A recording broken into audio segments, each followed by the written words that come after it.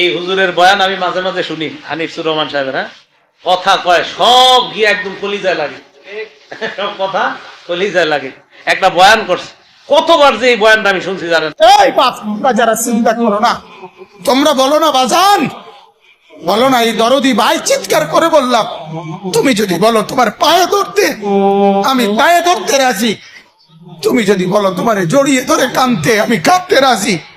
তুমি বলো কেন আল্লাহর সাথে রাগ করলা, কেন আল্লাহর সাথে রাগ করলা, কেন আল্লাহর সাথে নারাজ হইলা, কেন সেজদা কপালে জুটলো না, কেন মালিকের সাথে সারাদিনের এত কিছুর বিনিময়ে আল্লাহ তাআলা একটা মিস কল দিলে, 2 সেকেন্ডের একটা মিস কল দিলে বন্ধু তুমি টের পাও তোমার মোবাইলে মিস কল আসছে।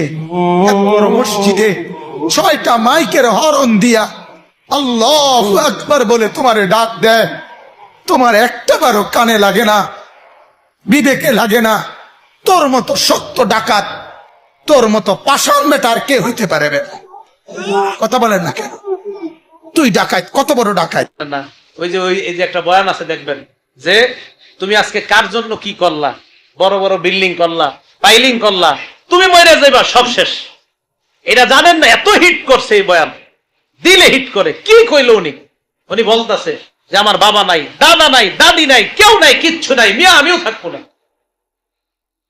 ওনাদের বয়ান আমি মাঝে মাঝে চিন্তা করি, আল্লামা মুস্তাকুর নবী সাহেব, আমাদের মাওলানা আনিসুর রহমান আশরাফী সাহেব আমারে খুব মহব্বত করে, ওনারা খুব মহব্বত করে, কিন্তু আসলে আমি অকৃতজ্ঞ বান্দা, এখনো দেখা করতে পারতেছি না।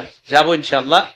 হুজুর আনিসুর রহমান আশরাফী সাহেব দেখবেন কোন সুর সার কিচ্ছু নাই, কথা গিয়া শুভ লাগে, দিলে একদম হিট করে। কি আজীব এক ইয়া। আমলি মানুষ তো, আমলি মানুষ তো যা কয় তাই ভালো লাগে। আমলি মানুষ দেখবেন যা কইব এটাই ভালো লাগে। আপনারা যদি একটা থাবরও দেয় আমলি মানুষ, জি হুজুর মারেন আমারে মারেন, তাও ভালো লাগবে। যারা আমলি মানুষদের কাছে বেশি বেশি যাবেন, যারা আমল করে তাদের কাছে খুব বেশি যাবেন।